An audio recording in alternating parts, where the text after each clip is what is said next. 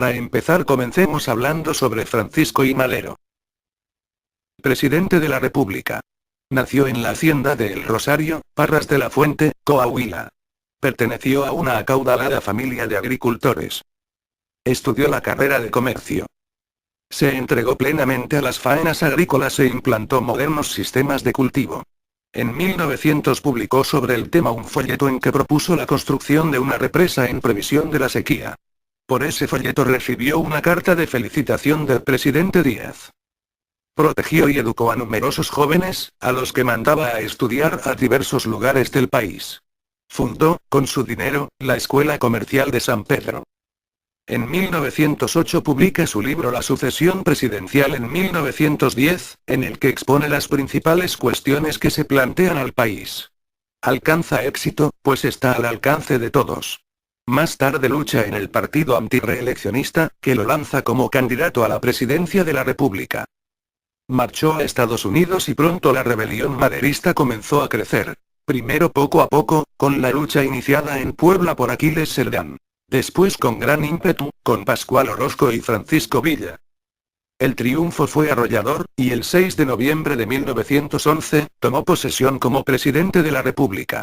Su gobierno no mostró gran solidez.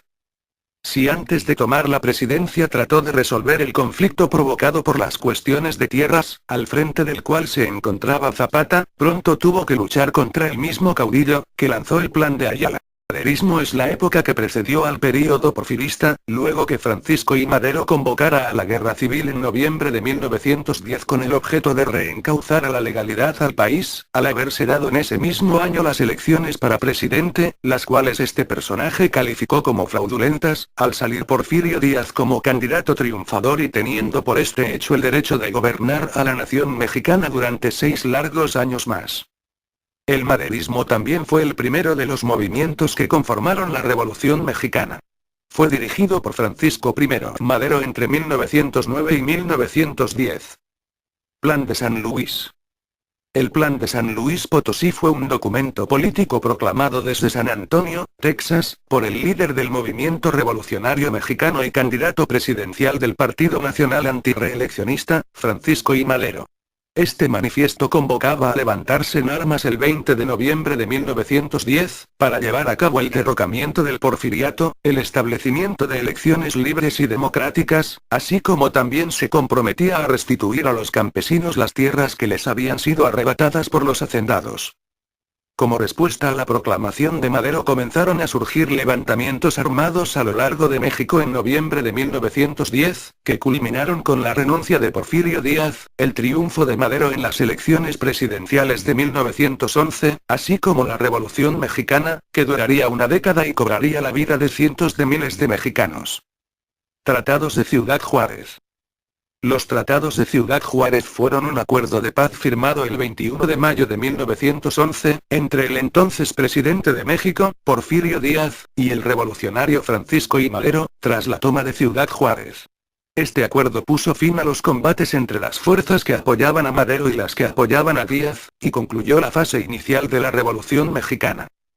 Madero entró en la Ciudad de México el 7 de junio de 1911 y en octubre del mismo año fue elegido presidente junto con José María Pino Suárez, su compañero de fórmula, como vicepresidente de Ayala. El Plan de Ayala fue una proclama política, promulgada por Emiliano Zapata, dentro de la Revolución Mexicana el 28 de noviembre de 1911, en el que desconoció el gobierno del presidente Francisco I. Madero, a quien acusó de traicionar las causas campesinas. En dicho plan, los zapatistas llamaban a las armas para restituir la propiedad de las tierras a los campesinos, pues se sostenía que las tierras habían sido arrebatadas al pueblo por caciques, hacendados y terratenientes, y deberían ser devueltas a sus dueños originarios. Pacto de la Empacadora. Fue un pacto realizado por Pascual Orozco el 25 de marzo de 1912, en Chihuahua, Chihuahua. Fue firmado por los generales Pascual Orozco, José Inés Salazar, Emilio Campa, Benjamín Argumedo y algunos coroneles como Gonzalo Enrile y Félix Díaz. El lema de este era Reforma, Libertad y Justicia. Fue realizado debido a lo que ellos consideraban como la violación de Francisco I. Madero al Plan de San Luis Potosí. Se trataba de un documento extenso y lanzaba críticas al gobierno maderista, al cual le exigía cambios políticos, sociales y económicos. Pacto de la Ciudadela.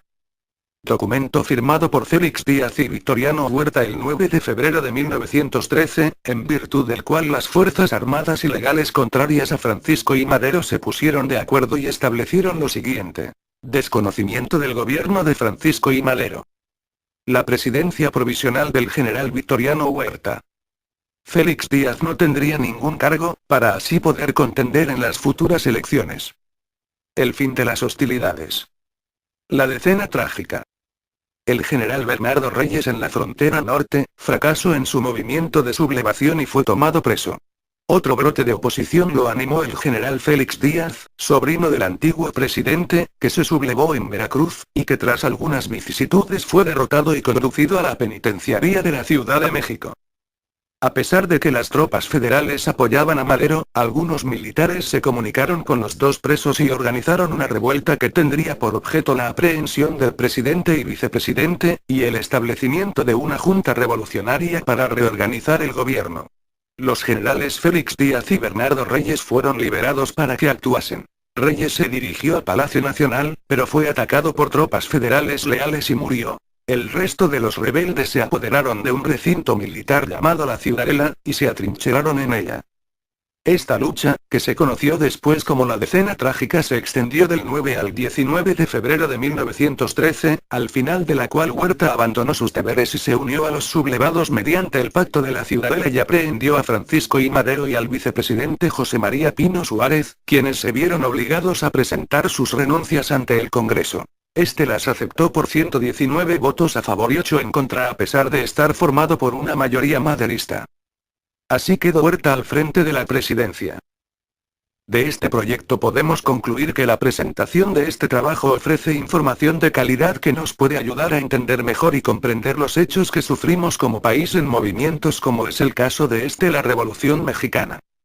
La elaboración de este trabajo nos brindó más información acerca de la revolución, nos hizo tener un panorama más amplio de lo sucedido y no tan general como el que teníamos al principio. Conocimos fechas, personajes, documentos y hechos de los cuales no teníamos idea pero que formaron parte esencial de este movimiento. Atentamente. Joel Inurrigarro. Edgar Vadillo. Jair Hernández.